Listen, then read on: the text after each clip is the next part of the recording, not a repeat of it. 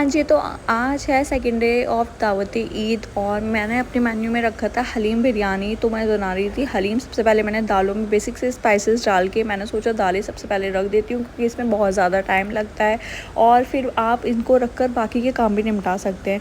और मैंने एक साइड रख दिए चावल और दाल चावल मैंने अलग से रखे हैं क्योंकि इन दोनों को अलग अलग टाइमिंग है। फिर मैं बनाने लगी बैंगन चावल बनाए थे मैंने आज बहुत दिनों के बाद, क्योंकि रमज़ान में तो ये सब चीज़ें खाई नहीं जाती बिल्कुल भी।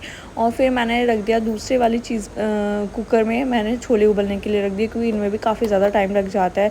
तो मेरा माइंडसेट मैं पहले से सेट किया हुआ था क्या क्या काम मुझे किस किस टाइम करने हैं, बस मैं उसके अकॉर्डिंग अपने शेड्यूल के अकॉर्डिंग चल रही थी। और यहाँ पे मेरी दालें हो गई थी अल्हम्दुलिल्लाह, तो मैंने इसको बड़े वाले पॉट में कर लिया। और भगवान ने हमेशा ज़्यादा लेना है, मैंने तो ये समझ लिया है कि बड़ा ही लेना है, जितना आप सोच रहे हो उससे ज़्यादा बड़ा लेना है।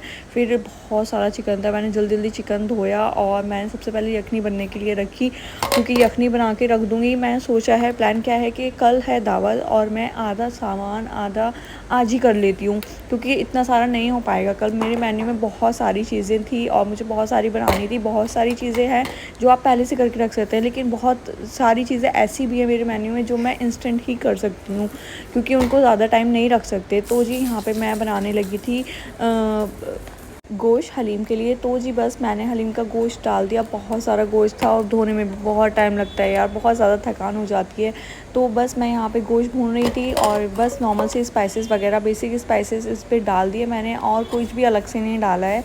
और बस फिर मैंने सोचा मैं इसको पकने के लिए रख दूँगी क्योंकि गोश्त में मुझे सबसे ज़्यादा टाइम लगता है। हमेशा पता नहीं कैसे लोगों का इतना जल्दी गोश्त हो जाता है, बट मुझे तो जब भी मैं गोश्त पकाती हूँ मुझे बहुत ज़्यादा टाइम लगता है। और यहाँ पर मैं अपना कुछ भी काम कर रही हूँ, मेरी बेटी मेरे पैरों में आके खड़ी हो जाती है कि प्लीज़ मुझे ले लिए, मुझे आपके साथ खेलना है। बट उसको कैसे बताऊँ कि मैं उसके साथ नहीं खेल सकती हूँ।